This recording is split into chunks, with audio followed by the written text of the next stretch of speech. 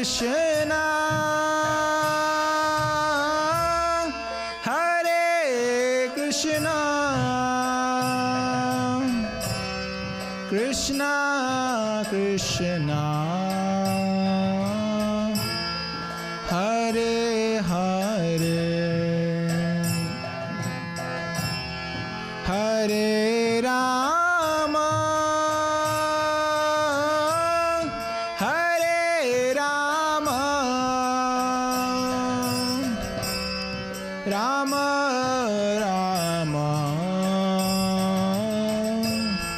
Hare Hare.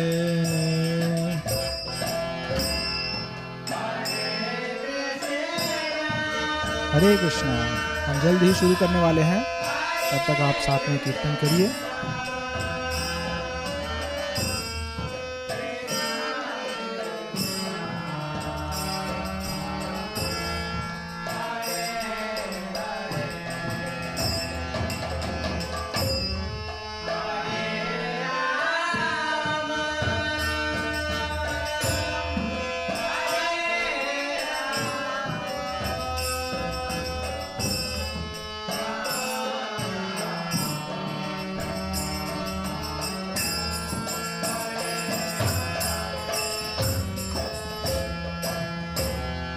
Hare Krishna, Hare Krishna, Krishna Krishna, Hare Hare, Hare Rama,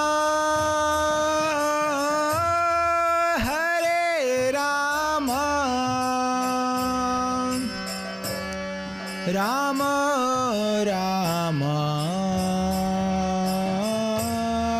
Hare Hare.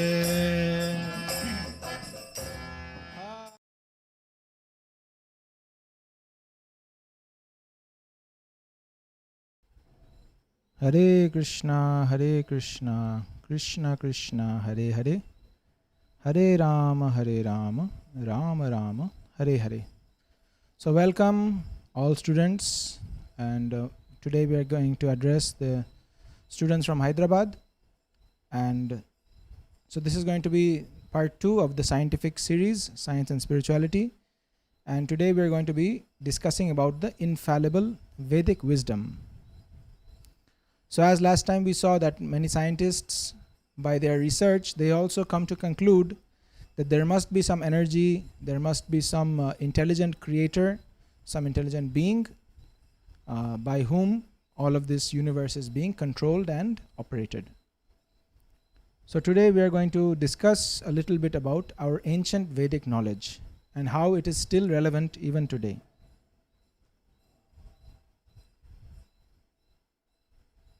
So somebody may ask that why should we accept the Vedas? They haven't been proven.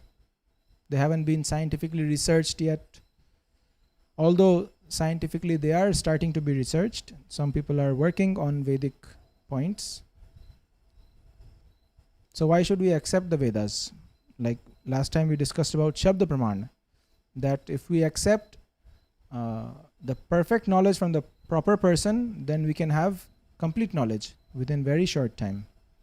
So similarly, the Vedas, they are knowledge given by God, who is the perfect person, and he himself is explaining about this universe, about this world also, and how we can attain real peace and happiness.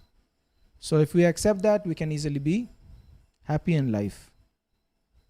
But the question is that what is the proof? Why should we accept them? And as we discussed in our last session also, that there is no science without axioms. Axioms are some rules or some formulas which cannot be physically proven, but still they are accepted because they play a very important role in solving our scientific problems. Some examples are given here. The imaginary number I, iota. Those who are students of mathematics, they will know more about this. So iota is the square root of -1.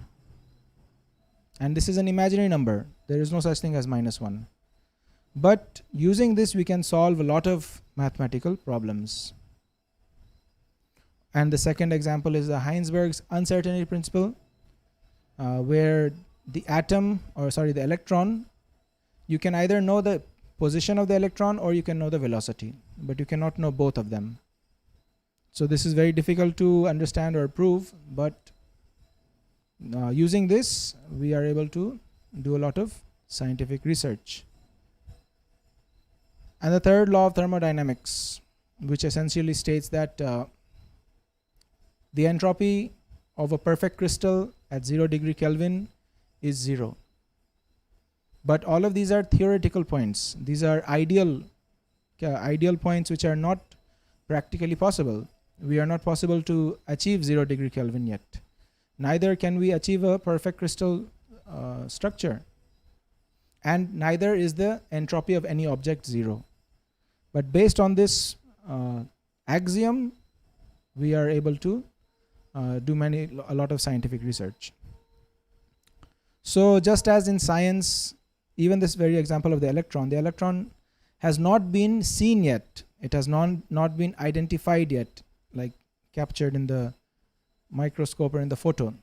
But because it has dual nature, it acts as a wave also, and it acts as a particle also. So if you want to know its velocity, then it is acting as a wave.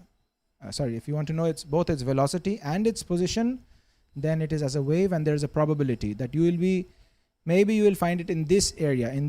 There's a high probability that the electron is over here. But the exact position and velocity is not known.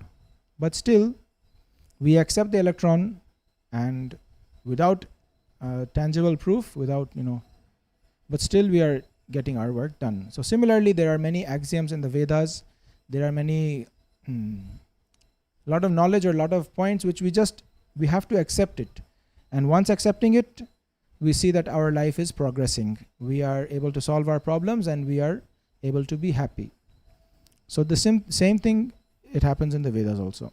There is some knowledge which is beyond our comprehension and beyond our proof. We cannot practically experiment and prove with it. So science is not a very strong platform for knowledge. Actually, in today's modern world, science is considered to be the highest platform of knowledge. But as we can see, this is just one example of how science progresses. Science also evolves. There's an evolution of knowledge. But so this is not an actual knowledge. This is not true knowledge. This is tending to perfection, but it is not perfect yet. Just as here we have the history of the matter, the history of electrons, or the history of what is matter made out of. So in the 360 BC, Aristotle, he said that matter is continuous with particles in contact. He said there are very small particles, and they are making up the whole universe. That same particles, and they are in contact with each other. But then Boyle came up in the 17th century, and he said no, that the particles are separated by very small space. They are not touching each other. And Dalton came up with a new theory. He said that atoms are indivisible. Atoms are the smallest particles. You cannot divide them. But then Rutherford came, and he said that even in an atom there are a few particles. He did the famous, I think he did the gold foil. In our textbooks, we always studied this. Rutherford's gold foil experiment, where he passed alpha particles or something. He passed gamma rays through a very thin sheet of gold layer, and he found that 99% of the gamma rays, they passed through straight, but 1% of them bounced backwards, or they bounced at a certain angle. So he came up with the theory that there is a heavy positive nucleus which is bouncing off these electrons, gamma rays. And then further on, I forgot a lot of science, but all of you are science students, so you know. Then we have finally, so till now everything is particles. Till now everything is matter. But somewhere down the line, Schrödinger comes along, 1926, and he says that no, it's not a particle. Electrons are waves, or electrons are waves. So it's a dual nature. It can be a particle and it can also be a wave. It acts like a wave and like a particle. So this is the evolution of science. Every day we are getting to know more and more, or our theories are changing every day. So this is not a very solid platform to stand on. This is not true knowledge. I mean, this is tending towards the ultimate truth, but this is not the ultimate truth yet. Similarly, in all other aspects of science, like we discussed in our previous session last Friday, that a theory is a theory, accepted as a theory, as long as somebody does not disprove it. But as soon as somebody disproves it and gives a better explanation, then your theory is debunked and his theory is accepted. So these are some points which we should also consider while considering the supremacy of modern science. Modern science is not supreme, if we see it from this angle of vision also. It is tending to become more and more accurate, and maybe in the future somebody may come along and say that actually we have got it all wrong. This is not how it is. It's completely a different story, and it can be. It is possible. We have seen, just like Schrödinger, he completely changed the whole game of electrons and atoms and particles. So why did we discuss all this? Because our modern day India, or our modern world, is heavily governed by what science says, is heavily, let's say, influenced by what scientists say.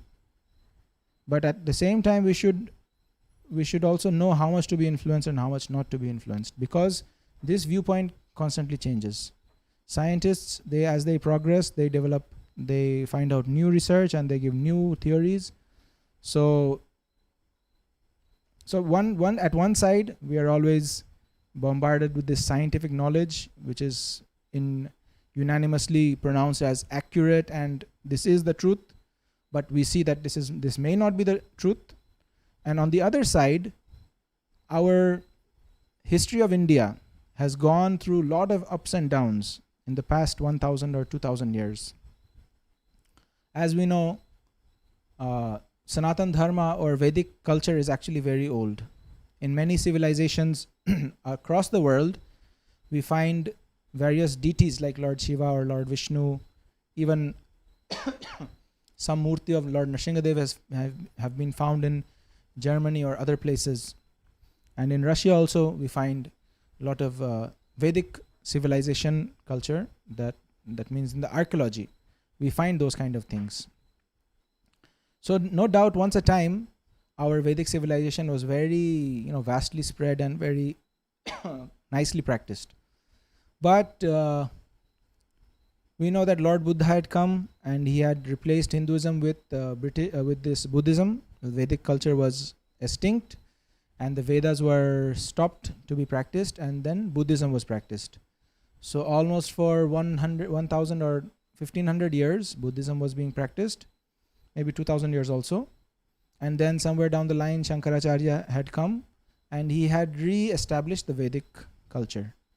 Then after, let's say, 1,000 years or so, or 1,200 years or whatever, 1,000 years, then the Muslims have come and they ruled India for 700 years around, and they destroyed a lot of cultural diversity of India. They destroyed a lot of the cultural aspects, and they even broke a lot of monuments, a lot of deities, a lot of temples.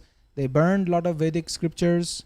The Nalanda University or the Nalanda library was the greatest stock of Vedic scriptures, but it was all burned down. So a lot of Vedic knowledge had been lost and had been downtrodden or looked down upon. And then finally the British had come along, and with their great grand dream of colonizing India and also civilizing India. In their own words, as we will see, they are talking about civilizing India, teaching them Christianity, all the Just a minute,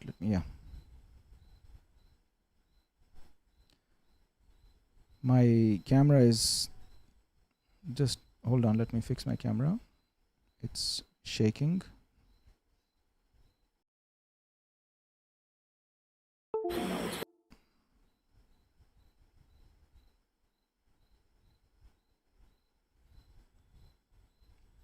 Okay, let's continue.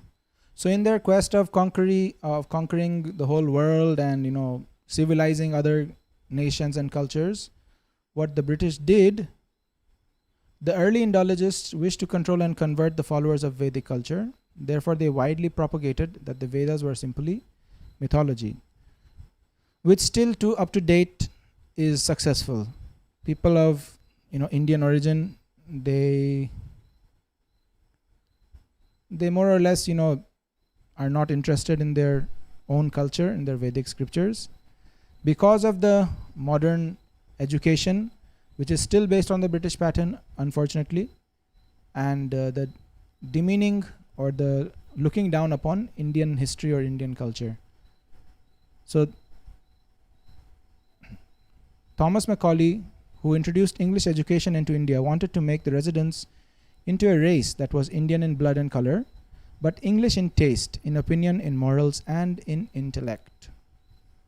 So we are thinking that now we are 75 years independent and we are celebrating, but actually, if we look deeply, still we are.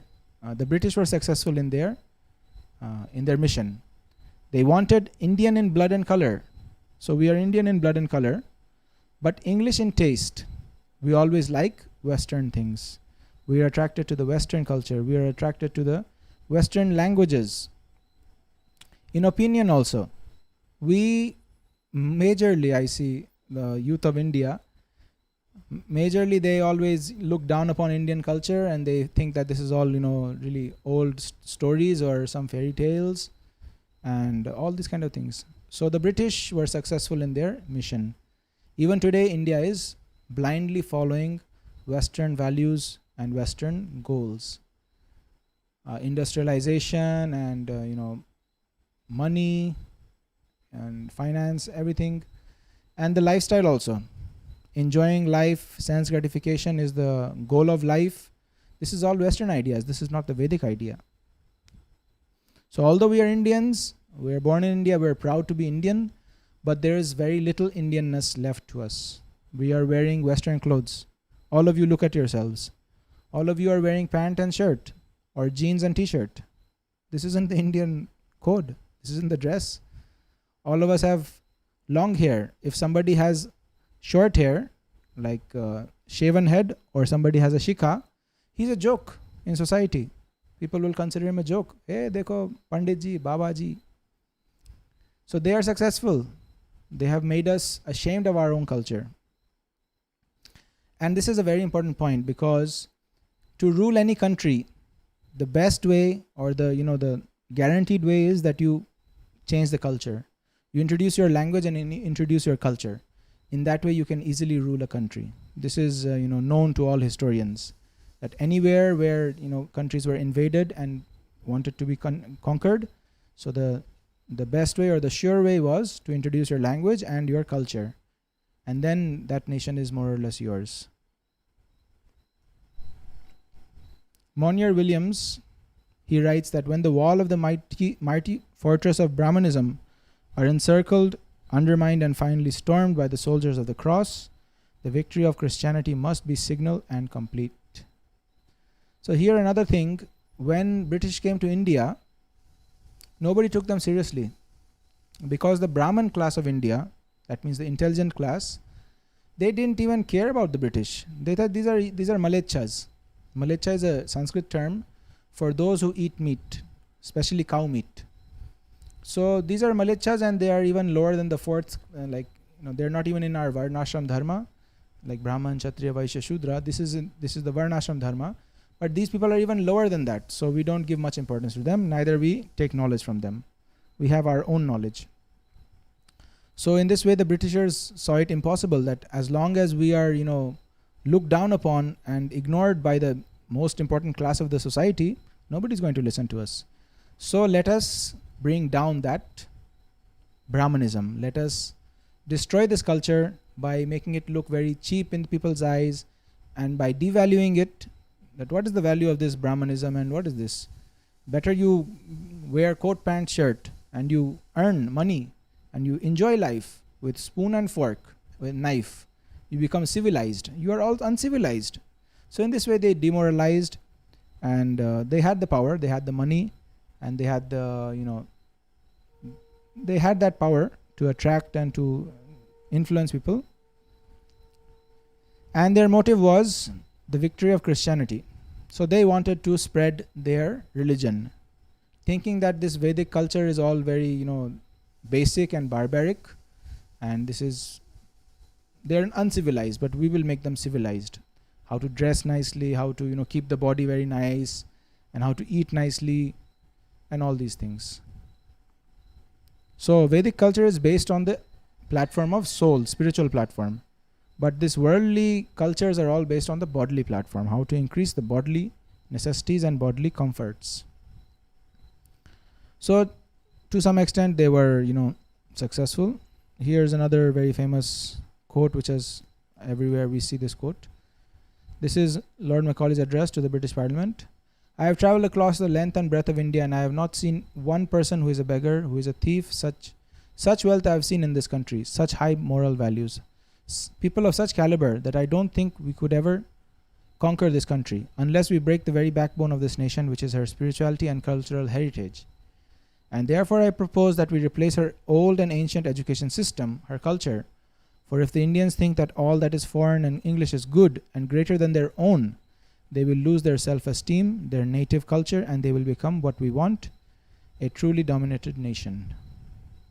So these were the plans and these were the tricks of the British in their aims and goals of colonizing the whole world. The Great Britain, that means the whole world is more or less Britain. Well, they were on the heights of that, but after World War, they started to break apart, and we know now it's just limited to one small part of Europe, that is the Great Britain now. But in that conquest, they looted India spiritually and materially in all ways. So today's session is not against the British. This is just part of the story. Today's session is about our actual culture.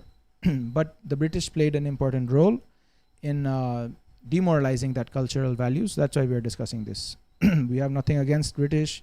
We have nothing for this or against that. It's just, this is some historical discussion which plays an important factor in this topic. And how they brainwashed Bharat. Even India, the name India is not a real name of India. It should be Bharat, Bharatvarsh, named after the great Bharat, King Bharat. So they taught people that English education system is superior.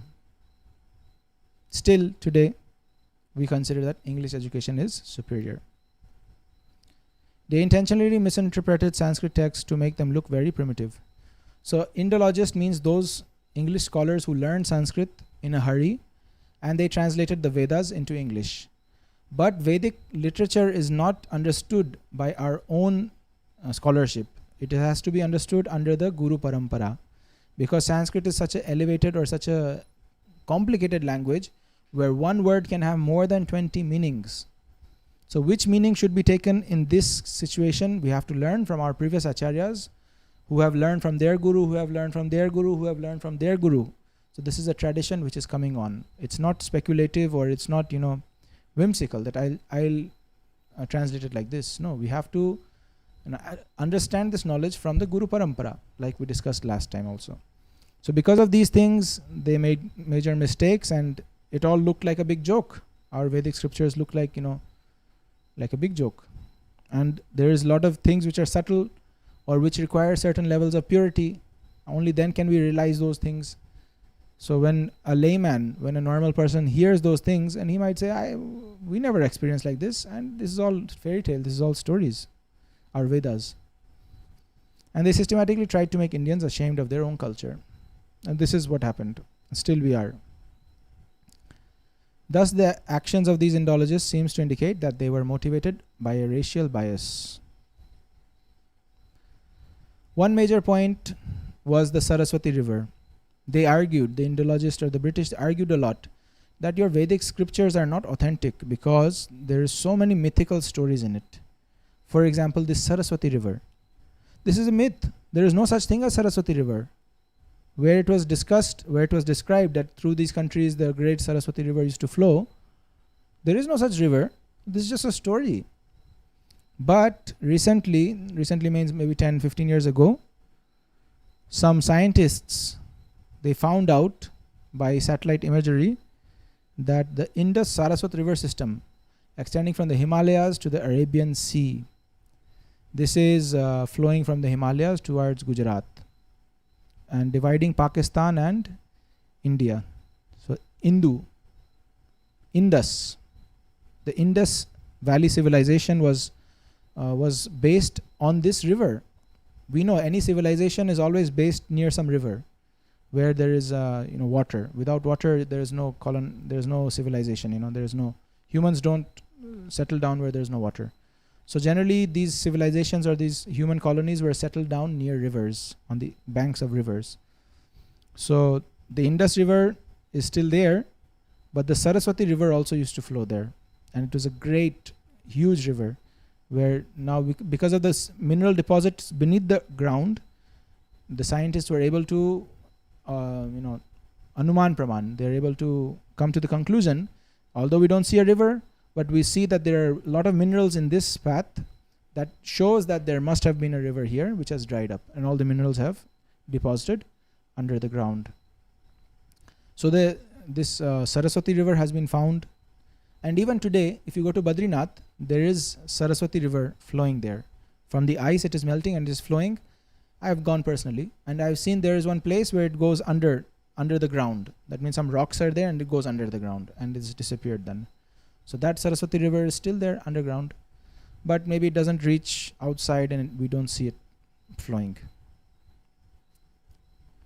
So this was one great revelation. Besides this, there is more. There is the Ram Setu, which in 2006 was discovered by French, Pakistan and India scientists. They were working together and through satellite imagery, and also people have gone there to research, and they found that the rock which is underneath, the rock which is on top is older than the sand which is underneath.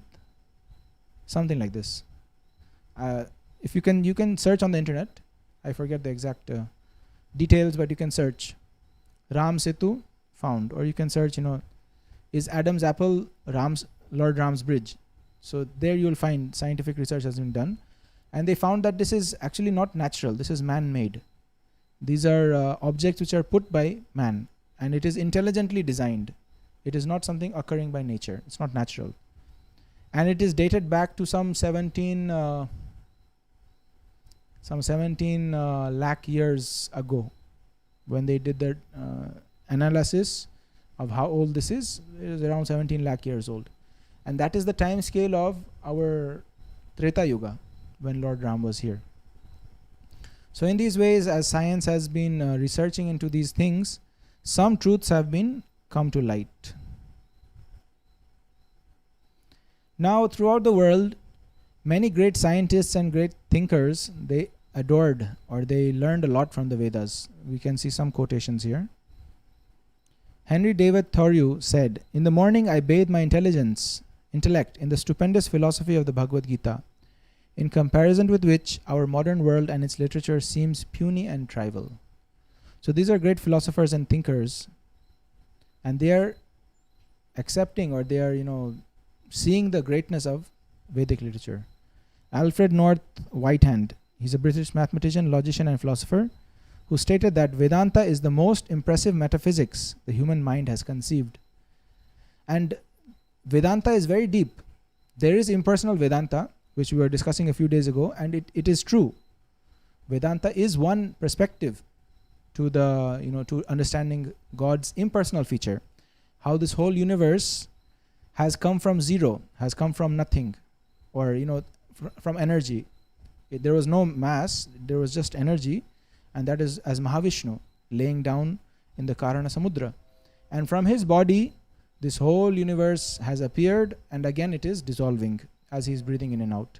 So this is all in the Vedas, and even modern science, they accept some of these theories. They say that there's a big bang and everything is expanding right now, and then there will be a big crunch and everything will just collapse and become a great black hole, and everything will come back to its singularity, and then again there will be a creation, again there will be a big bang. So some of the scientific ideas are matching to the Vedic perspectives also. So we can see how deep knowledge is there. And there's one astronomer, or he's a scientist, physics. His name is Carl Sagan. He's very famous. So he appreciated the Vedic scriptures or the Vedic knowledge. He said that this is the only civilization in the whole world which had such great time scales. That means, this many millions and millions of years. No other civilization in the world has thought of so many millions and millions of years. But our Vedic culture, in our Srimad Bhagavad Puran or in our Vedas, they have time scales of millions and billions of years, which science is accepting that yes, billions, like 4.3 billion years old, they say the universe. So in our Vedic time scale, there is time scales of billions of years of history. And even more than that, that means, many creations ago. That means the creation has happened, and then the creation dissolved, and then the creation again happened, again dissolved. So it's talking about many creations ago, many kalpas ago. So our Vedic system has very, very big time scales. And also we know the relativity of time. This is not a new thing that Einstein found out. Before, in our Vedic scripture already it is given that if we go to the Devalokas, if a human travels to the Devaloka, then the time is much slower there. So 6 months on earth is equal to 12 hours on the Devaloka. And 24 hours on the Devaloka, that means 1 day and night on the heavenly planet is equal to 1 full year of the earth. And the Brahmas, if somebody can travel all the way to Brahma's planet, then time dilation is huge, very big. That means 1 second of Brahma's planet is equal to so many billions of years of earth. So this relativity of time was already known to the Vedic knowledge. Also, these days it's become very popular, Vedic mathematics. There are many, many tricks and formulas in Vedic mathematics where you can solve huge multiplications or divisions very easily. So they had great knowledge in mathematics and science and all these things. And even zero, even this zero given in mathematics has come from the Vedic culture, from India. Shunya, they have taught all this. So in knowledge, the Vedic culture was very much advanced in knowledge. Oppenheimer, Julius Robert Oppenheimer, the principal developer of the atomic bomb, stated that the Vedas are the greatest privilege of this country, of this century. During the explosion of the first atomic bomb, Oppenheimer quoted several Bhagavad Gita verses from the 11th chapter. We discussed last session also that Oppenheimer was a good reader of the Bhagavad Gita. And when he saw the blast, when he saw the first atomic blast and how much light was released, so he remembered when Lord Krishna showed his Virat Roop. And Divi Surya Sahasrasya, there's a verse that Arjuna saw that millions of sun, Sahasrasya means thousands and thousands of suns have risen together. At one time, thousands of suns have risen. So Yadibha Sadrishi Sasyad, that the illumination looked like thousands of suns have suddenly appeared in the sky. That is how bright the Virat Roop of Lord Krishna was. And Oppenheimer saw the atomic bomb explode, and he saw how much radiation and light was emitted, and he remembered, yes, this was told in the Bhagavad Gita. Arjuna also saw this. So this is the energy of God that he has stored in these atoms and electrons, and we are now able to capture this and use it. So in this way, all great thinkers or great scientists, they were connected to the Vedic scriptures. They had some links to it. Lin Yutang, a Chinese scholar and author, wrote that India was China's teacher in trigonometry, quadratics, equations, grammar, phonetics, and so forth. Francois Voltaire stated, everything has come down to us from the banks of the Ganges. Ganges means India. So all of this ancient knowledge is there in our Vedic scriptures. And another point was coming to mind. Before I forget, I'd like to share. Yeah, we'll be seeing there is in our scriptures there's a lot about metallurgy, there's a lot about physiology, embryology, and even time, calculating time from an atom, that how time can be calculated, all of these things. And also many scientists, they're amazed that how, just for example, that the Egyptians, how did the Egyptians build such huge pyramids? So scientifically they don't have answers, because they think that these people are all very backward or very primitive or barbaric. They're all primitive humans. But we see that they had more intelligence, they had some intelligence, they had technology at that time, and they built huge pyramids. And similarly in India also, we see so many marvels are there. There's huge temples, maybe they have been destroyed now by various civilizations who came. But India was very rich in culture, and also India was very rich in gold. We know that they used to have so much gold, but it was all taken away by Western forces. So India was prosperous in all ways, both culturally and spiritually and physically also. That means, with riches also. So now the question comes, can we put our faith in the Vedas? Can we trust the Vedas? Let's see. So intelligent placement of faith takes place with that which is most authoritative. So even in science, to have an experiment which is credible, or to have a theory which is credible, these two factors are important. One is that it should be infallible, never disproved. That theory which is never disproved is very strong theory. And it should have stood the test of time. That means multiple times, you can try that experiment, and again and again and again, it is consistent. And over long time, if nobody has disproved it, that means it is very strong theory. It is almost the truth. It is the truth, and nobody is able to disprove it. So our Vedas have stood this test. But science is not authoritative because of constant paradigm shifts. Science is still going through its experiments and its different stages of getting better knowledge. But in our Vedas, none of those theories have actually been disproved till now, and they have stood test of time. So Vedas are very old. Practically, the Vedas are from the beginning of the creation. See, the very word Veda means knowledge. When we say Vid, this is Sanskrit. In Sanskrit, Vid means to know.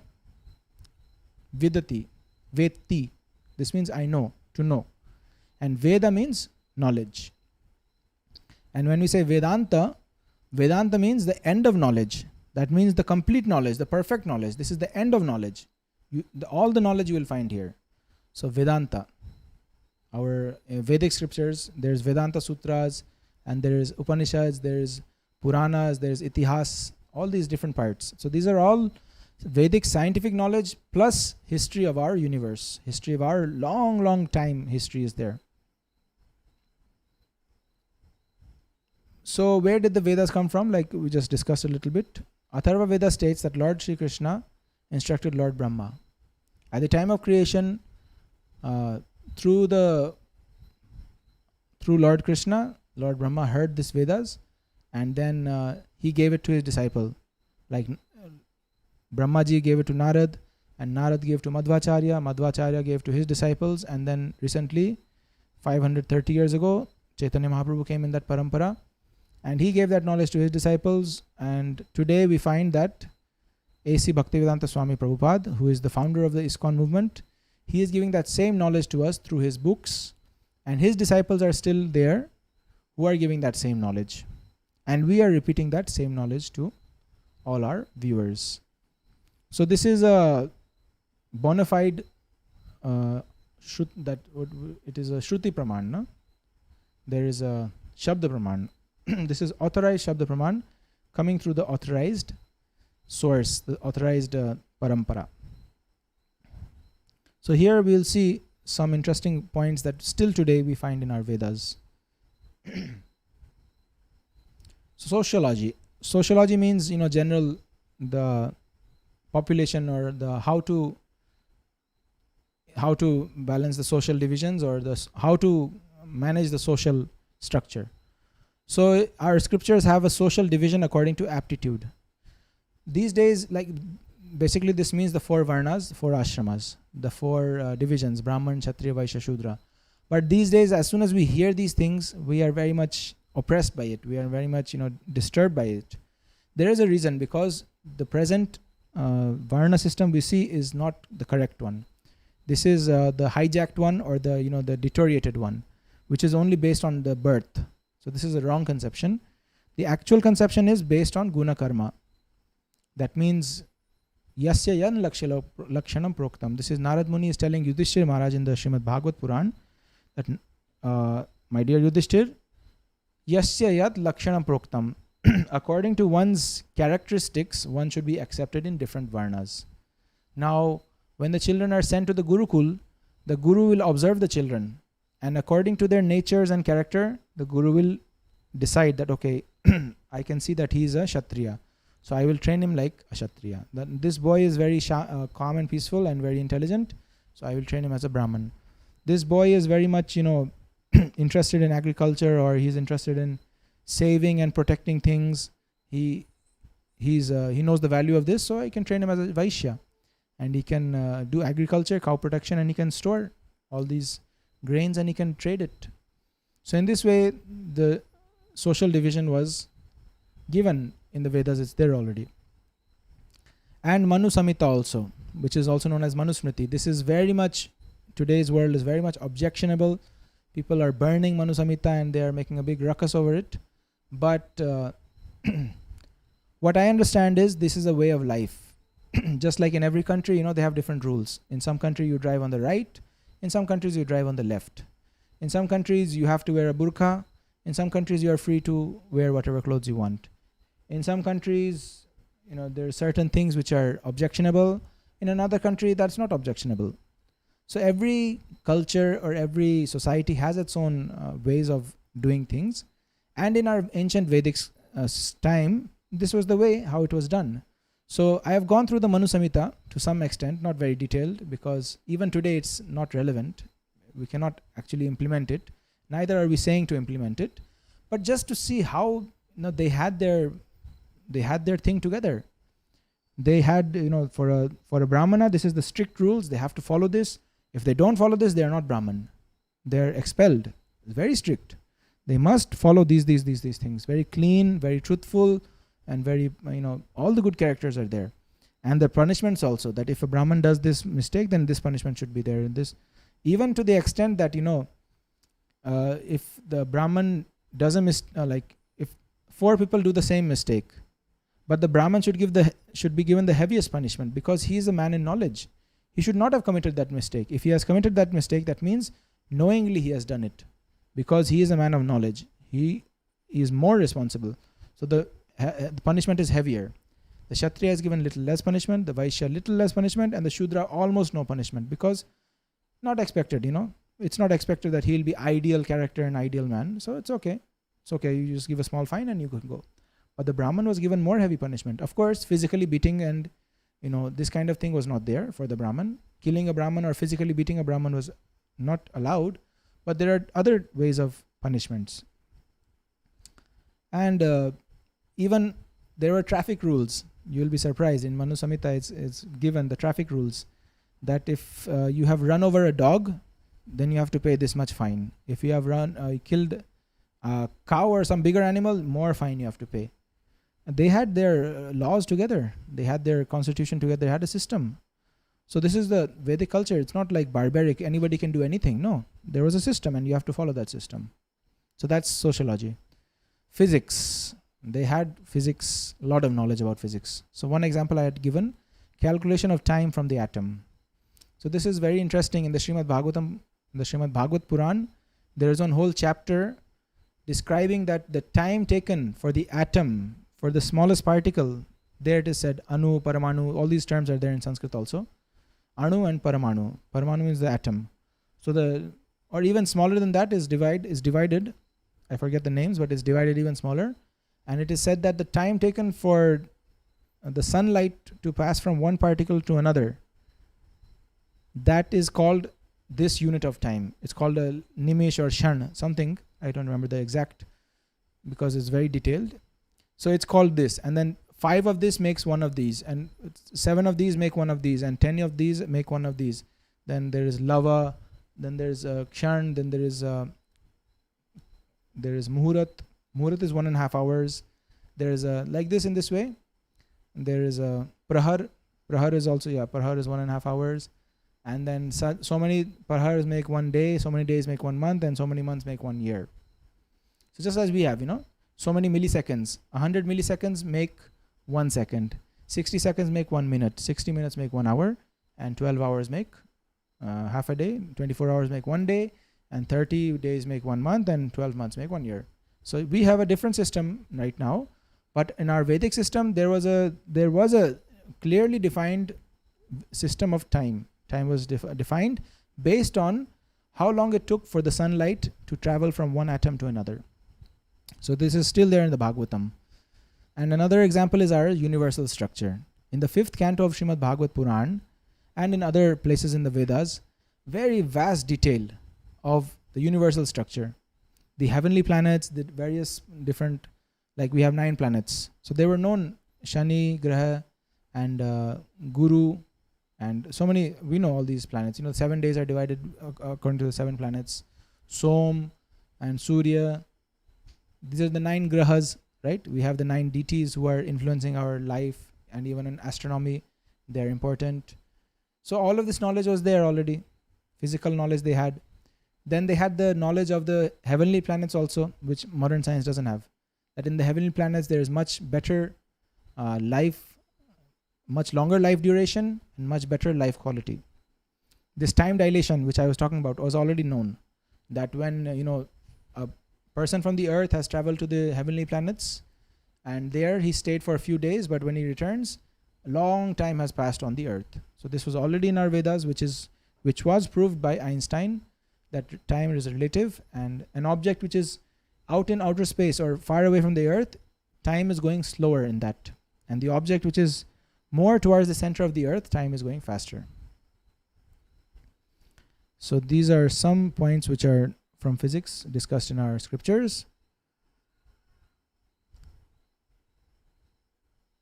Some people may have a misconception here regarding some people say that the flat earth, they say that our Vedic scriptures also describe the flat earth.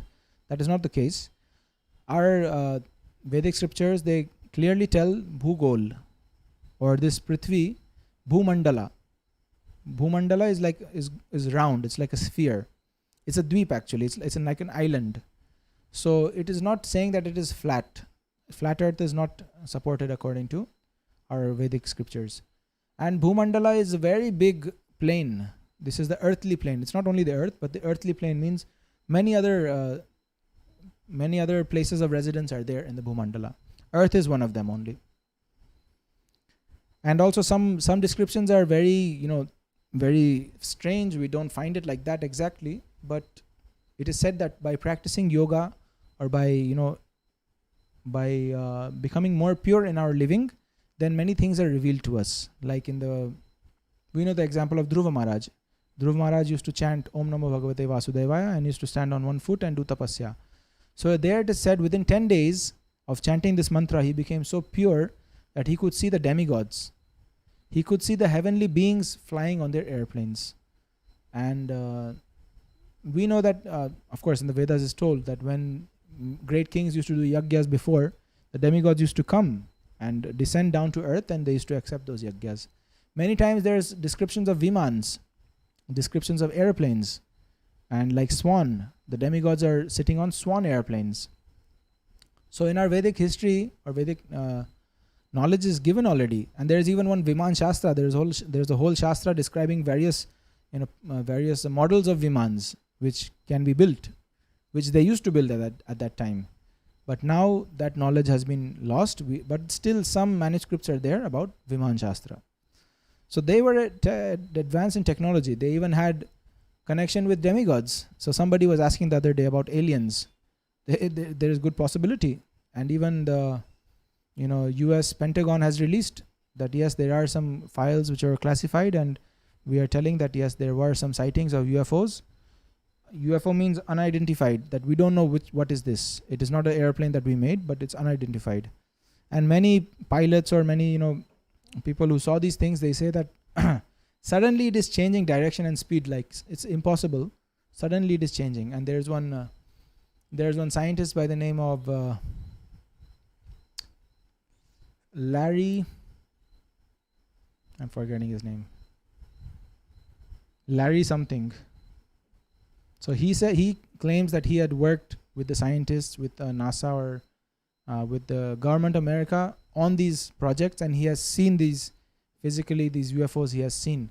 And he said that there's some anti-gravity machine in it which reverses the gravity, and then they can do whatever they like. So there is far greater advanced technology out there in our universe, and the Vedas had good knowledge about it, and they had good detailed history about it, how this planet was visited by demigods before.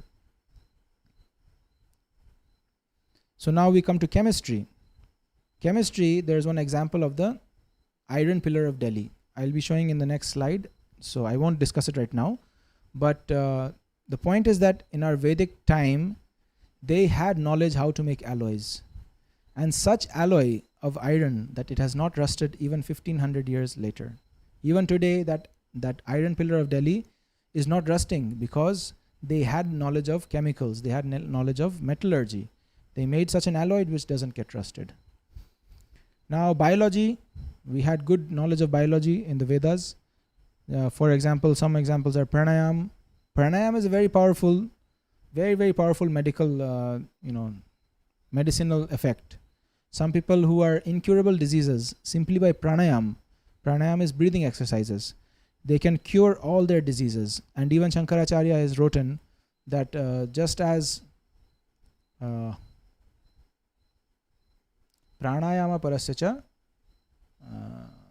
I forget the verse, but in Gita Mahatmya, I think the very first or second verse, Shankaracharya is glorifying that Gita anushila kartavya pranayama parasya. I forget the verse, but the meaning of the verse is that just as by practicing pranayama one can get rid of all his diseases, similarly by bathing in the Bhagavad Gita one can get freed from lifetimes of sinful reactions. This is Shankaracharya's glorification of the Gita. So he's comparing the Bhagavad Gita to pranayam. He's saying just like by doing pranayam we can get rid of all of our diseases. So at that time this was being practiced. Pranayam was being practiced and people were getting cured. Basically pranayam is part of the Ashtanga Yoga. And in Ashtanga Yoga, pranayam is practiced to control the mind, to bring the mind very calm and peaceful, and to keep the body healthy so that we can live for a long time. But the goal was to meditate on Lord Vishnu, to meditate and try to see the form of Lord Vishnu within one's heart. So pranayam is still today accepted worldwide, even by our Ayush department of India is doing a good job recognizing all of these traditional medicinal practices. And Ayurveda, who can argue Ayurveda? Still some people will argue that no, Ayurveda is quack, but those who have tried it, they know it works. Practically myself, I have tried Ayurveda, it works, it helps. And such a strong diagnosis, the Ayurveda doctor, he will simply touch your pulse. Even in modern science, they touch the pulse, that is just to know your heartbeat, heart rate and all this. But in Ayurveda, without any blood test, without any CT scan, without any ultrasound, without any other technique, simply by touching your palm, simply by touching your veins, they are able to prescribe, or they are able to detect how much kapha, vata and pitta is affecting your body. And when these three are in proper proportion, then your body is good. But when one of it is unbalanced, then they give medicine to balance that. And I have seen doctors. They are so expert. They can tell what you ate last night. I'm telling you, there's one doctor in Hodal, near Agra. No, sorry, not near Agra. This is near Kosi, Hodal. This is Haryana and Uttar Pradesh border. So he is such an expert. He's 80 years old. He's an expert doctor. And in front of me, I had gone for my checkup, so he was already checking somebody else, and he was angry with that person. He said, "You're not following the prescription I gave you. I told you not to eat this. You're not following." That person lied. He said, "No, I'm following, doctor. I didn't break it. I'm following what you told." That doctor said, "You ate green papita yesterday. You ate green papaya, I'm telling." And that person was ashamed, and he said, "Yes, I ate that green papaya. I'm sorry." So this doctor was so expert, simply by touching, and he can scan inside what you have eaten. This is not magic. This is Ayurveda. This is the person who has made this body. He has taught us how to diagnose it and how to treat it. And Ayurveda is based on herbs and roots. What is given in nature, God has given all medicines in nature in the form of plants, roots, and vegetables, all these things. So Ayurveda already, this is Dhanvantari. He's an incarnation of God who is in charge of the health. So the person who has made this body, he knows how to fix it and how it works. So he has given Ayurveda. And Ashwini Kumar, they are in charge of the medicines. So they have given all that knowledge in the Vedas, that this medicine is good for this medicine is good for this root is good for this herb is good for this leaf is good for this. So we just have to study and accept it and use it. As simple as that. There may be some Ayurvedic doctors who are not expert and who are quack, so they may misuse that knowledge, or they may make it seem very bad. But we have to find the right person. Just remember, the Shabda Praman has to be got from the right person. Similarly, this pranayam and Ayurveda should be learned, or should be gone to the right person who is a pramanik, that means who is authentic, and you will see wonders how it can cure you, or how it can diagnose you like nothing. No need for blood test, no need for this scan, that scan, nothing. And mostly these Ayurvedic doctors, they'll do free prescriptions. They'll take a free test, but only they'll charge you for the medicine, for the herbs. This is according to their law. If they don't do this, then they'll lose the knowledge. Then Dhanvantari won't be pleased with them. So this is the system. They have to follow this. So such a perfect system is there. And the third example of biology is embryology. This is also in the Srimad Bhagavad Puran, the third canto. Lord Kapil Dev, he is giving the detailed explanation that how this living entity takes birth in human form. After many, many births, finally he gets the human body. And in this human body, again, if he wastes his time, if he doesn't love the Lord, if he doesn't follow what the Lord is telling, then he'll again have to take birth and death. So in that chapter, he's telling his mother that, "My dear mother, at the first day, the living entity is put into the womb of the mother, and the body is his body, that means the egg of the mother, is only the size of a pea, the size of very, very small, maybe smaller also. You have to check that chapter. I'm just telling whatever I remember. Then after 1 week, it becomes the size of a pea. And then after 1 month, it becomes like this. After 2 months, it becomes like this. After 3 months, the hands and legs are starting to form, the eyes. After 4 months, the internal organs are starting to form. And after 5 months, this and this happens, the hair and the bones start. After 6 months, this happens. After the 7th month, he becomes conscious. The 7th month, the child starts to move, and he starts to feel and think many things.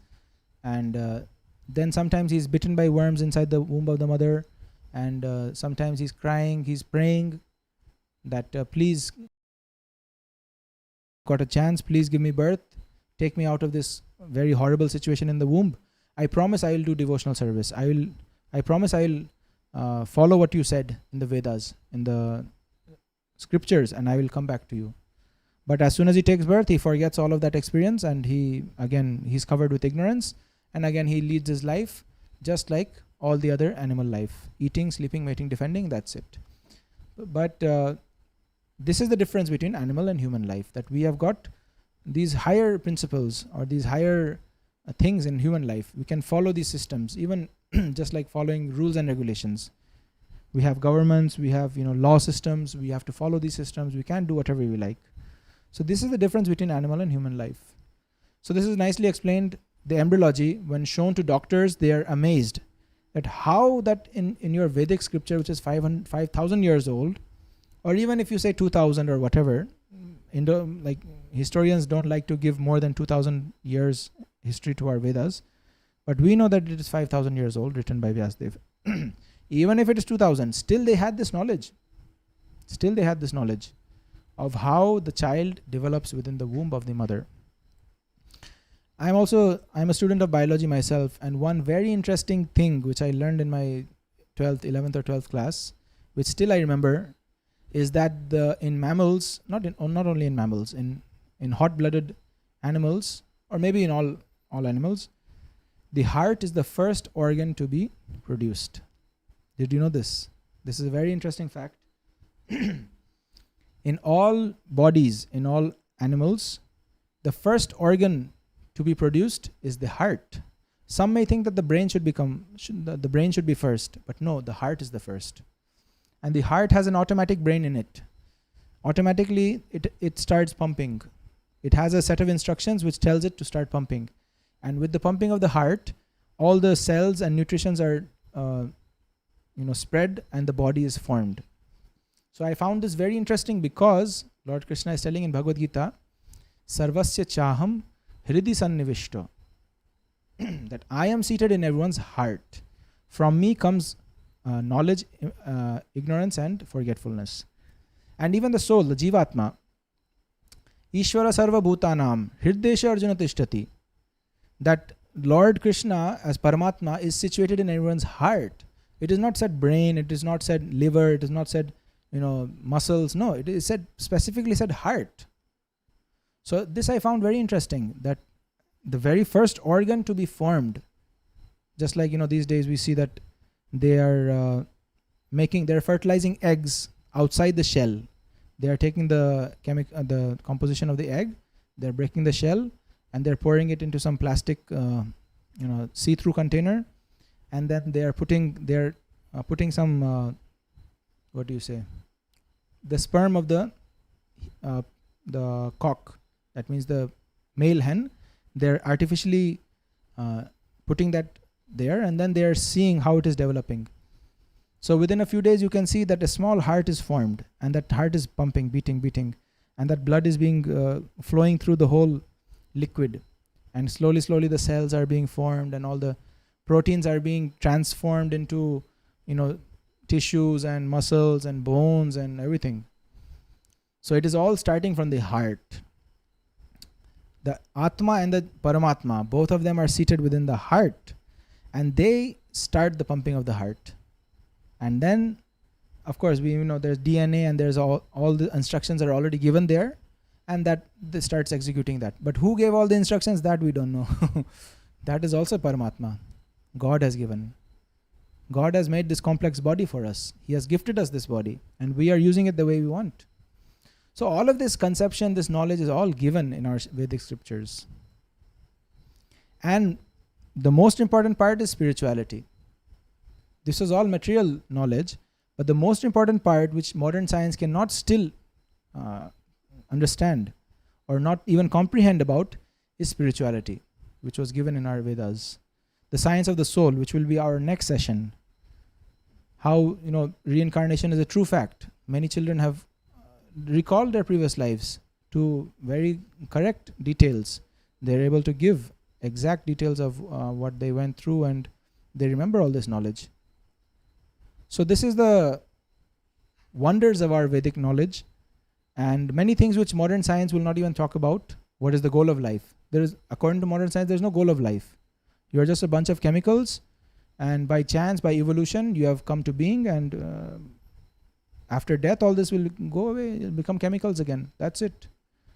But no, in Vedic culture, in Vedic spirituality, there is a goal of life. Of course, the goal of life is to be happy, more or less, but how we be happy, that also we don't know. Modern science cannot give us, modern science is giving us gadgets, modern science is giving us technical knowledge, and we are going to space now, we are going to Mars now, and everyone has a computer in hand, a smartphone, they are able to do whatever they want, but still they are not happy. After all of this, still we are not happy. Still we are hankering for some happiness. So how to get that happiness? Only by spirituality. Because we are not material, we are spirit. And spirit cannot get happiness with material things. Only with spiritual thing he can get happiness. So this knowledge is given. I won't be telling in today's session, but it's given there in the Vedic. We'll be discussing in the next 2 sessions upcoming. And the third point is real happiness. Yeah, science doesn't have any definition of real happiness. Science doesn't even understand how the mind works, what emotions are, why people are, different things. If they understood all this, then they should have a happiness pill, that you take this pill and you will be happy. But no, they don't have it yet. They may have some drugs. I know science has made some LSD and all these things, but that is damaging the brain. That is completely ruining the system. So they have not really, come up with this yet. They don't have answers to this. Modern science only deals with earth, water, fire, air, and space. Only these things they know about. But mind, intelligence, and ego, they are not able to understand yet. Neither they are able to manipulate it. But in Vedic culture, we know, Vedic science, we know that there is the mind, there is the intelligence, then there is the false ego. Mind means our thought process. Science cannot tell where we are thinking. Sometimes the brain is dead. The brain is, no blood is going through the brain, or there is a flat wave. But the patient still remembers what happened during that time. Like I'll tell in the next session in the Science of Soul, we'll be discussing this point, that even the brain is not functioning. There is no signal, electric signal in the brain. But still during that operation, the patient, when he woke up, after the operation, he could describe the whole process. That doctor, you were talking like this, and then you did like this, then this happened, then you said like this. And the doctor said, how do you know all this? You should not know all this, because your brain was dead. That means your brain was not functioning at that time. You were under anesthesia. You were unconscious. And even if your senses heard, even if the ear heard this voice, the signal sent to the brain was not being sent to the brain. That signal was not reaching the brain because the brain was inactive. So this is showing that there is the mind is not in the brain. The mind is spread throughout the whole body. And the mind can hear, without the brain also, the mind can see and hear things, which is also known as ESP, extrasensory perception. During the Second World War, even today, there's many scientists who are working on this. You can do a research. ESP, extrasensory perception. This is a very real thing. Many scientists, they were doing, and actually America was hiring such scientists who claim that they can, just by meditation, just by mental process, they can, far distant place, they can see what is going on. So the Americans used these people to gather intelligence what Russia was doing during the Second World War, or during the Cold War, which happened after the Second World War. And they had certain latitude and longitude. They gave this, that at this much latitude and this much longitude, I want you to see what is going on. And these scientists, or these psychic people, they were describing that we see large bunkers, and inside the bunkers we see big cranes, big structures are there, and they're putting together something. So, and that was true. Later on, America found out that yes, in that area, there was big bunkers, and they were doing, at that time there was no satellites. So that was before the satellites. But now we have satellites, so we don't need this ESP. But this is a real thing, which even modern science has used. Modern science maybe not, but modern, modern governments and modern, we have used these things. And we know that yogis have these kind of powers. Some yogis or some perfected beings, even devotees, some devotees who are practicing for a very long time, who are liberated platform, they can know what you're thinking. You may think, oh, how you'll know what I'm thinking? And they will say, and they will tell exactly what you're thinking, and you will be exposed. Or, you will think that, oh, this person doesn't know about this. But they will say it, that, hey, don't do like this. And you will be shocked, you will be amazed. How could he know? How could he know? Maybe it is coincidence. But again and again it is happening. So then we understand that this person has some, powers. He has some abilities to see what I am thinking. So the mind is also one energy which modern science does not know about. Then beyond the mind is the intelligence that is even higher. And beyond the intelligence is the feeling that I exist. I am man, I am woman, I am green, I am blue, I am black, I am small, I am weak, I am fat, whatever. So this I am is called the ego, ahankar. And beyond the ego, even higher than the ego, is the soul, the Atman, which we are, actually we. So these are all described in our Vedic scriptures in very, very detailed way, and how to get real happiness also. So now we'll be going to one of our examples. Oh, that's going to come up after this. So this is example from the predictions in our Vedas. Don't think that our Vedas are very, very outdated things or very useless things. No. Even 5,000 years ago, these predictions were written and they have come to be true. It is written in future tense that in the future, Lord Buddha will appear to stop the violence against the animals. And we know that Lord Buddha appeared. So 5,000 years ago, it was written that Lord Buddha will appear. And that means 2,500 years later, 2,500 BC, Lord Buddha came and he did whatever is told in the Vedas. Then we know in the 12th canto of Srimad Bhagavad Puran, it is told about Chanakya and Ashoka. We will be seeing in the next slide. And in the Bhavishya Puran, the predictions of Christ and Muhammad is given. Atharva Veda Khanda 20, Shukta 127. This is the Bhavishya Puran. So all of these detailed knowledge is given in our Vedas. Now this is the example of the prediction of Chandragupta and Chanakya. Navanandan dvija kaschit prapannan uddharishyati tesham abhave jagatim maurya bhokshanti kalau. A certain Brahman will betray the trust of King Nanda and his 8 sons and will destroy their dynasty. In their absence, the Mauryas will rule the world as the age of Kali continues. So this was written 5,000 years ago. And we know that this has happened. Chandragupta Maurya and Chanakya Pandit, this is all history. And then the next verse says, Saeva Chandraguptam vai dvijo rajye bhishekshati tatsuto varisharastu tatas chashoka vardhana. This Brahman, that means Chanakya, will enthrone Chandragupta, whose son will be named Varishara. The son of Varishara will be Ashoka Vardhana. So this was written in the future tense, and today we know that this is actual history. So see the power of our Vedic scriptures. These are some indefeatable Vedic truths. The Vedas state that plants have life, and this was proved by Jagadish Chandra Bose. He had done some research where, by doing various stimuli on the plant, it is giving electrical signals. So it is feeling that. The description of human embryology in scripture matches modern day medical research. We already discussed this in detail. Then, Vedas state that cow dung is pure. Only in 1940 the scientists found its antiseptic qualities. This is also very interesting. The Vedas should be accepted as it is. It should not be doubted. Because just this one example, that the cow dung is pure. And even today this cow dung is used in many villages, even in our temples. We personally use cow dung to put on the walls of very pure places. And also, in the absence of soap, cow dung can be used to disinfect your hand. Still today, people may practice this. Also, a lot of medicines are made with cow urine and cow dung. There is skeptical people, but there are people who are cured with this by taking this. So, any feces of an animal, any stool of animal is dirty. It is full of worms and it is very, septic. It is very disease. But cow dung is such a thing. It has no disease. Of course, if the cow is not sick, if the cow is sick, then that cow dung should not be used. But if the cow is healthy, it is actually antiseptic. By putting that on your floor and wall, all the germs and these things are killed. So this is, and another example, we should accept Vedas as it is.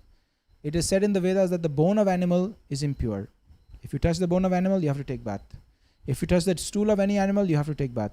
But these 2 exceptions are given. One is cow dung, that is purifying, and the second one is the conch shell. In the temple, the pujari blows the conch shell, na? Shankha. That is actually a bone. It is the bone of a snail, of an animal, of the conch. But because in the Vedas it is said that this is pure, that's why we put it on our mouth also, and we even bathe the Lord. We bathe the deity with the conch shell. That is the bone of an animal.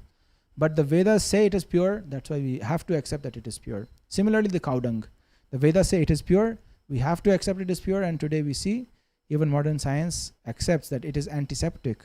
It doesn't have any dirt and any disease in it. Rather, it removes disease. And it is very nice fertilizer. It is a natural fertilizer.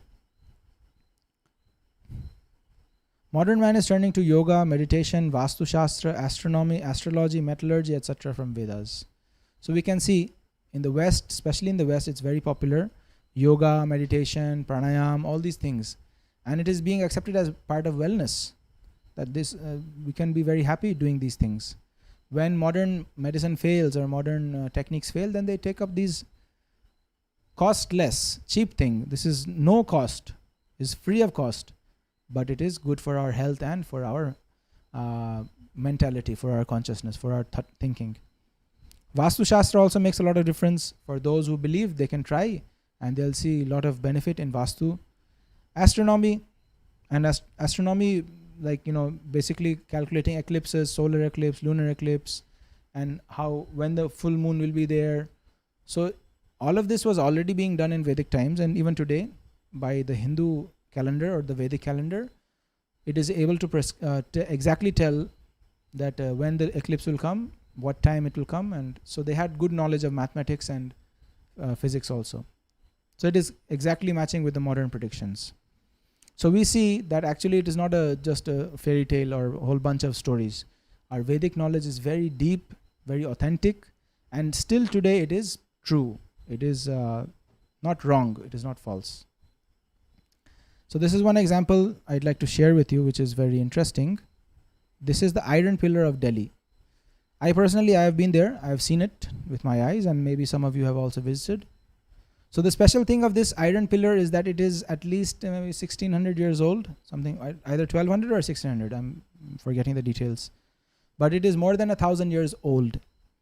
And for them to know metallurgy or to know how to weld, this is called forge welding. Forge welding means a lot of iron is melted and then it is put on top of the first layer of iron is cold, beaten and made into shape. Then the second layer is heated up and put on top, and it is hit on the top. That means the both layers will become strongly bound together. It's called forge welding. So this is made out of 3 or 4 blocks of iron. And the special thing is that this is 3000 kgs heavy, and it is a special alloy which doesn't rust. This is iron, but treated in such a way and put such like phosphorus and different chemicals are put while treating it that it is not rusting even 1200 or 1600 years later. And on it there's some inscription. You can see in this right corner here. You can see this. Some writing is there. So this is describing some Chandra, where the historians are thinking that some Chandra Gupta dynasty is there. So maybe one of those kings have made this pillar, and it is glorifying that the Chandra, he was so powerful, he conquered the north and the south of India and this and that. So this thing is still there, metallurgy from our ancient Vedas. They had good knowledge of weapons, how to make weapons, how to make steel, how to make alloys, how to make arrows, bows and arrows. They had good knowledge of all these things. And the proof is still today, this Iron Pillar of Delhi. Right. So I hope we are now a little more aware about our Vedic roots, our Vedic culture, our Vedic history, and the knowledge given in our Vedas, which are very authentic even today. If we are serious to know about it and study it, then we can learn a lot of things. So practically us, like, Hare Krishna devotees or ISKCON devotees, we are not concerned with the material part too much. That we leave up to somebody else who is interested. We are interested in the spiritual part, because this human life is very rare, and okay, we should have material prosperity also, but at this time specifically, more important is our spiritual prosperity, because we have found out material prosperity through scientific means. That is already going on, but spiritual prosperity we have not found out yet. People are declining interest in religion, and even authenticity of religions also, and the knowledge is watered down, and people are not feeling happy even after practicing their religions and all these things. So that's why we are trying to revive the Vedic culture, the Vedic knowledge of spirituality given in our scriptures, and that is what ISKCON is focusing on. So we'll be focusing on this spiritual aspect, because materially we are all sound, we are all okay, but spiritually we are all vacuum, we are all lacking. And only by spirituality can we really be happy and peaceful. And this can be experienced. Anybody who practices spirituality, he experiences this. And he believes that, yes, this is true. That simple, no cost, no money spent. But I am feeling much happier. I am feeling relieved of tension and stress. I am feeling very hopeful and positive in life. And I am able to control my mind. I am able to, channelize and do what I want to do in life. So, and at the same time, I am able to prepare also for afterlife. That means for getting moksha from this janma and mrityu. So again, we just recall this, or revise this, that the Vedic process of learning is the Shabda Praman, which is the most powerful. For this to work properly, we should have the proper professor, that means the proper guru, who has heard from his guru, who has heard from his guru. That means he has to be trained by his guru, by his teacher. He cannot read the books on his own and start teaching on his own. No, he must be under the guidance of some superior who is in that parampara. The second point is the authorized college. That there is 4 authorized Vaishnav Sampradayas still available in India. If we want to know the absolute truth, we want to know the Supreme Person, God, or about His creation, we can learn from these 4 paramparas. There is a Shri Sampradaya, there is Kumar Sampradaya, there is Rudra Sampradaya, and there is Brahma Madhva Sampradaya. So still these are available. You can search it out and you can connect to some authorized guru and you can hear from him and you will get the proper knowledge. And there's authorized books like Srimad Bhagavad Gita and Srimad Bhagavad Puran. So we should match all of these 3 and check all these 3 should be telling the same things. Then we are sure that this knowledge is coming from the proper source. And to be stress-free, happy, and to realize spiritual things also, it is very important and very helpful to chant this mantra. And this is a very simple mantra. Hare Krishna, Krishna Krishna, Hare Hare, Hare Ram, Ram Ram, Hare Hare. This is called the Mahamantra. And in this age, especially in Kali Yuga, this is the most effective and the most easiest process of spiritual realization. Simply by chanting this mantra and by reading the knowledge given in Bhagavad Gita, we can very quickly understand this Vedic knowledge and be really happy. So now we are going to come to our question and answer session. I'll just check our questions. If anybody has any questions, you can ask your questions now. To everyone who is saying Hare Krishna, my sincere Hare Krishna. Yug Parmar is asking how to get into Gurukul after 12th standard. So there is no Gurukul after 12th standard. I mean, officially Gurukul is only till 12th standard. But you can, anytime you can connect with any of your ISKCON centers or ISKCON temples. They do provide courses, free of cost courses like personality development courses or Bhagavad Gita courses or anything. And if you are really interested, you can even stay. You can even stay in the temple for 6 months or 1 year or as much as you like, free of cost. And you can practice spirituality. You can, morning and evening there will be classes, and throughout the day you will practice and also do some service, some seva to the temple. In this way, we are offering that kind of facilities. But officially there is no, like college or no courses after 12th. But there is this kind of course that you can join and learn spirituality. Hare Krishna, Hare Krishna. Raj Babu ji, sir, I am very depressed. Please help me. Raj Babu, the cause of depression is our ignorance. We don't know the proper things in the proper perspective. But if we get gyan, if we get knowledge from the scriptures, specifically from Bhagavad Gita, I'd recommend you read Bhagavad Gita. Once we realize that we are beyond this body, we are distressed because this body, we are facing many troubles or we are facing many difficulties related to the body. But when we learn that we are not this body, we are beyond this body, then that puts us on a different platform, and then we can separate ourselves from the bodily pain. From the bodily misery, we can separate ourselves. So I'd recommend you to read Bhagavad Gita. Otherwise, even on this channel, there's some playlists. You can go to the playlist section. You will see there's one Gita Gyan. Then there is an 18-day Bhagavad Gita course. And so you can go through those. I hope because by knowledge our distress will go away. Distress is because of ignorance. We don't know what will happen. What will happen? Will I get a job? Will I get good marks in my studies? What is going to happen? How will I get some money or not?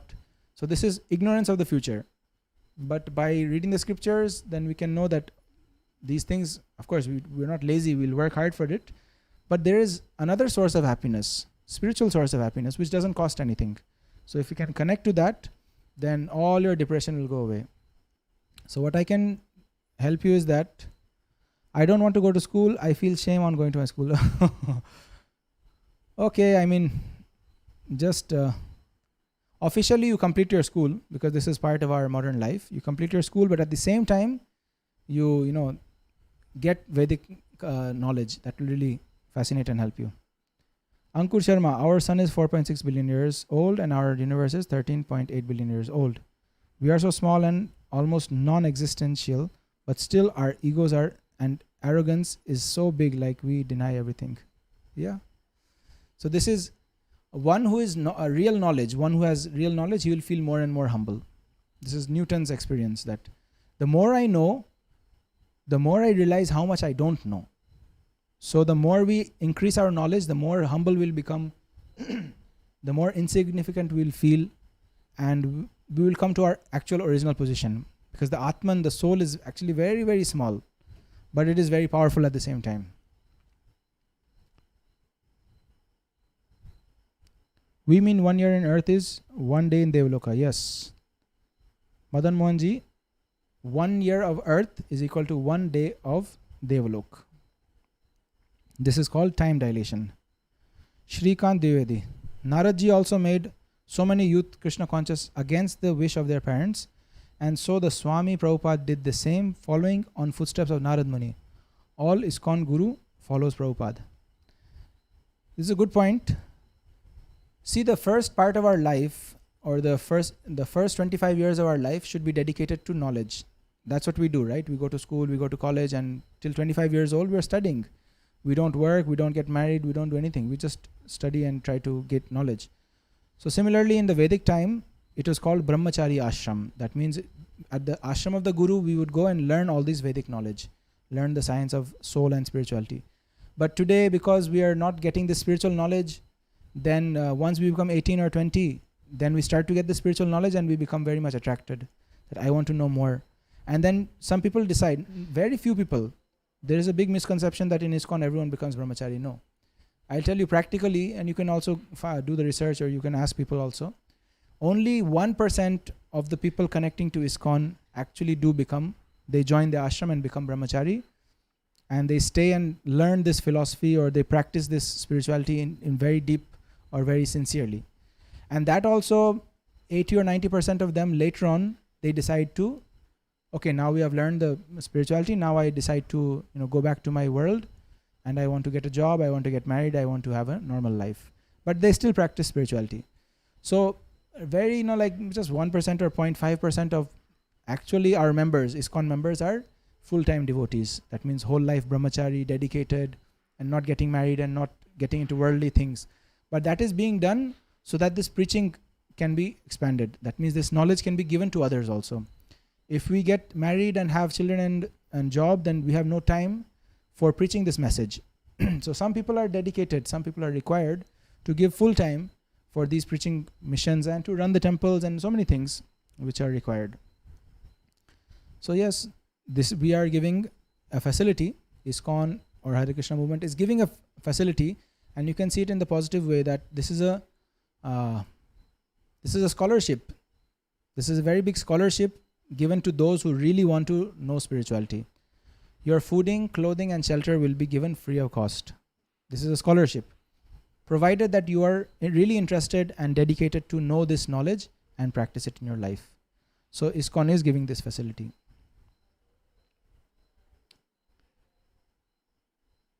Hare Krishna, Suniti Mataji, welcome. This is English session, so yes, you will understand. Can we ask questions about soulmate journey? Preeti ji is asking. So what I understand from soulmate is something to do with, like your couple, you love somebody. So better avoid right now. Don't ask these questions. Soulmate, basically, what we conceive as love is actually not love in its true sense.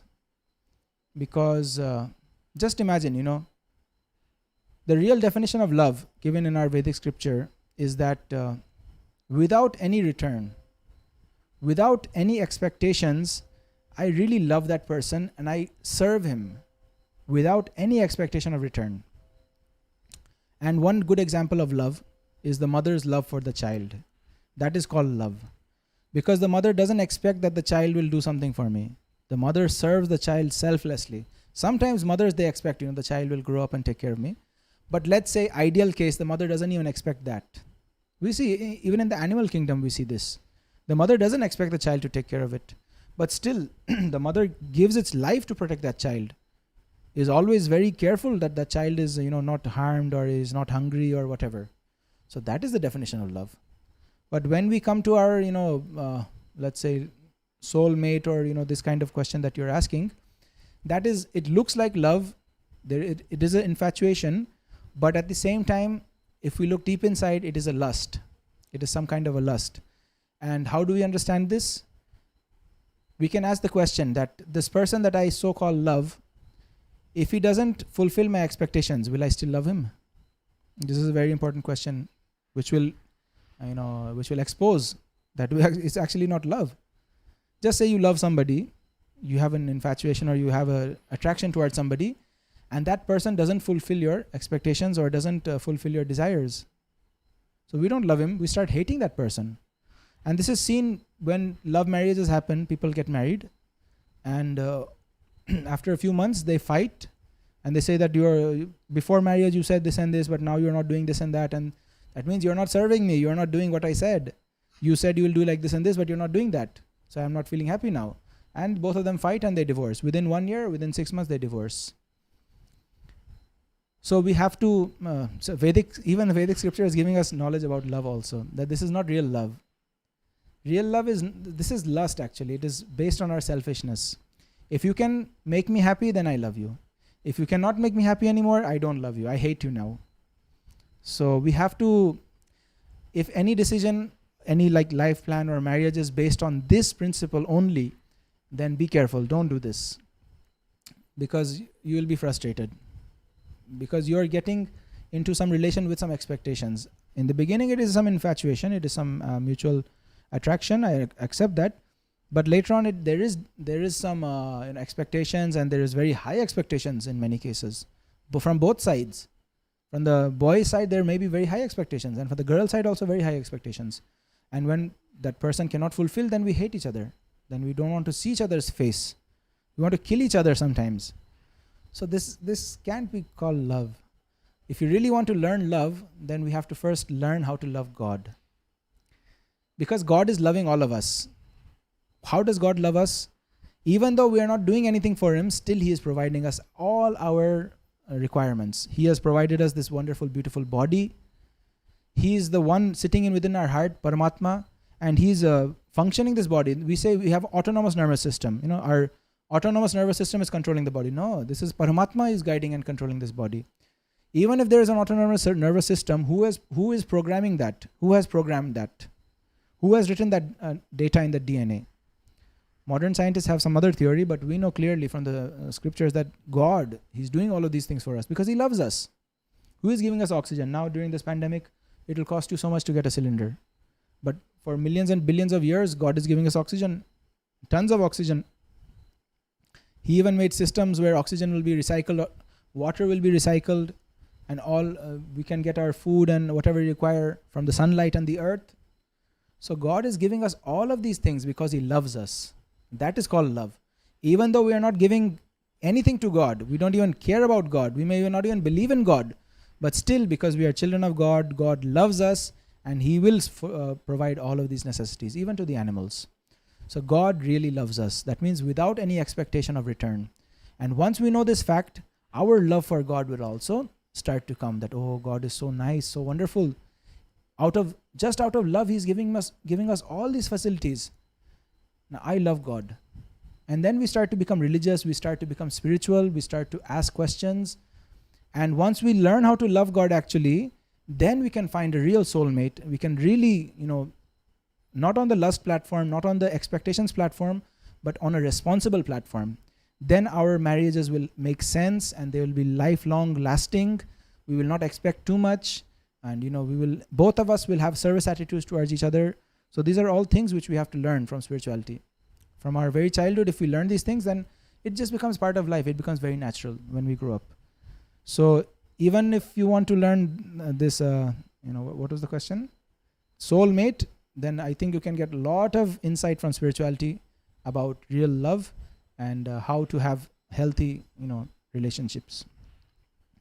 Narayan is commenting, also it is written in many ancient books about the 9 unknown men of Ashoka who are expert in 9 different arts, including nuclear weapons, surgery, biotechnology, martial arts, and human controlling. Yes, I forgot to mention in the Mahabharata there was the Brahmastra. So there was some knowledge of energy and how to use it. Gadadhar Prabhu is saying, Vedic knowledge is a science. Modern science also they call science. What are the difference of them, and what is the term science mean? Yes, good question. So science means gyan, or vigyan. Science means vigyan. So vigyan means when we practice something and we get the result, that is called vigyan. Knowledge means gyan, and when we practice that knowledge, there's theory and then there's practical. So theory is gyan and practical is vigyan. That by practicing that knowledge, we are getting the results. So Vedic knowledge is also science. Yeah, Vedic knowledge is also science. Because in the Vedas it is said that by doing this, you will be happy. You will become free from tension. And if you do it, like for example, by chanting Hare Krishna and by reading Bhagavad Gita, you will become completely free from tension. You will become completely happy. You will not, be disturbed in any situation. And if we practice that is what we are doing as devotees, then we realize it. We realize that all of our biggest problems, they are insignificant when we have Lord Krishna with us. Lord Krishna is there to solve it, or we are not affected by that problem. And we are free from our tension. We are very happy in life. So this is called science. Science means theory is there and practical is there. When the theory and practical both match, then it is science. It is true. So similarly in our scripture, it is said, you do spirituality properly, you will be free from all the problems and you will be happy. And when we do it, we find it is true. So this is a science. It is proved. And we'll be, if you want to know more about science, we will be discussing in our next Friday session about the science of soul. And that is going to be a pure scientific discussion. That means we are going to quote many scientists, not many, but one. There's a scientist by the name Ian Stevenson. He has been researching in past life experiences, remembrances of past life. So we will be seeing a lot of research he has done, which proves that children remember their past lives, which proves that the soul has, from that life has come to a new body and it remembers that. And why some people remember, why some people don't remember, all of these things we'll discuss. So I hope to see you next Friday, 6:30 p.m. And thank you very much for all of you who have joined with us. We have taken 1.5 hours instead of 1 hour. So sorry for the extra time.